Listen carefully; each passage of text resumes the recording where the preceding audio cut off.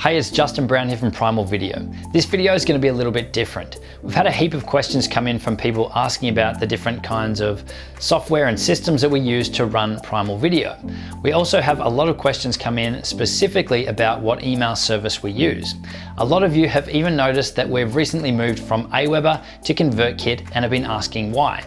Well, given that the majority of you in the Primal Video community are entrepreneurs, we thought we'd do this video to explain why we've moved, and maybe it'll help you decide which email service is right for you.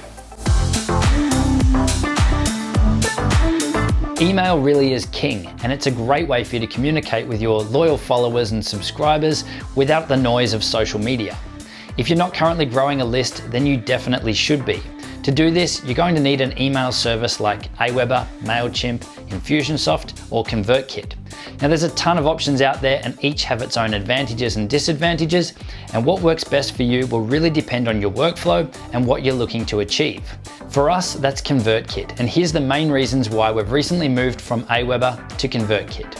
First up is deliverability, and that's absolutely critical. Being able to send a message and know that it's actually going to hit your subscribers' inbox where they'll see it and not get lost in spam. Now, we don't have a massive list by any means, but we did notice a decline in deliverability with AWeber over time. Now, I'm not sure what changed on AWeber's end over time, but just switching to Convertkit, we saw a huge spike in our open rates. More people were seeing our email messages, so they were opening them. Nothing else changed. And for us, that's huge. Of course, your experience may be different. And it's not to say that AWeber haven't or won't improve, it could just be something temporary or limited to a few customers like us. But I've since worked with a number of partners in the online community who have made the same switch from AWeber after having the exact same issues. And they also noticed the exact same results. Now, some of these partners had mailing lists tracking over 100,000, so an increase in a few percent in opens really starts to impact at that scale. So now let's look at list management and interface. Now this one really comes down to personal preference and how you manage your lists. Both AWeber and Convertkit have two very different models for list management and pricing. For us, Convertkit makes a lot more sense. The key difference is AWeber is list-centric and Convertkit is subscriber-centric. So what does that mean? Well, in AWeber and most email services, you manage and segment your subscribers into lists. Each list is essentially a separate segment, and subscribers can be included in multiple segments. The lists are basically like silos that you keep your subscribers in. It's difficult to manage subscribers across lists. Within lists, you can add specific tags to help further segment your subscribers, but these tags can't easily be used for actions across multiple lists. They generally apply to a single list. This can make it very cumbersome to manage your subscribers, as you have to work between these entirely separate silos with different tags and tracking in each. Any automation that you set up is entirely list specific. You can see what I mean here. In the top menu of AWeber, you have to select a list first before doing anything, changing settings, viewing your subscribers, and then all other information shows relates only to that specific list. Now, Convertkit takes a completely different approach, and one that we feel is more intuitive. Basically, you'll have one master list of subscribers, and then you segment that one list using tags and automations. All subscribers are tracked and listed in the one place, so I can click on any subscriber and see exactly what they've received since they subscribed, what tags they're currently subscribed to, and set up global automation rules based on all that info. After switching over to this system, it just feels so much more intuitive and it fits in far better with our workflows. The subscriber-centric approach just makes sense, and it's probably why Convertkit's interface and user experience just feels more intuitive. It's incredibly simple to use, and it's easy to set up advanced automations that we just couldn't do in AWeber due to it being list-based and working with different silos of subscribers. It's definitely a lot easier for new users to pick up as well. So now let's look at pricing. Now, pricing was more of an afterthought here for us. Our primary focus was really deliverability and also saving time internally. So at first glance, Convertkit looks a fair bit more expensive. But once you look at how both platforms really work, Convertkit actually works out much cheaper than AWeber. The reason for this comes down to their different stance on list management, subscriber versus list-based. So let's look at AWeber first.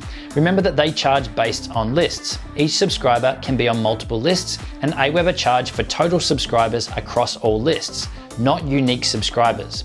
If I have a customer who subscribed to 3 lists, then they're included 3 times in my subscriber count.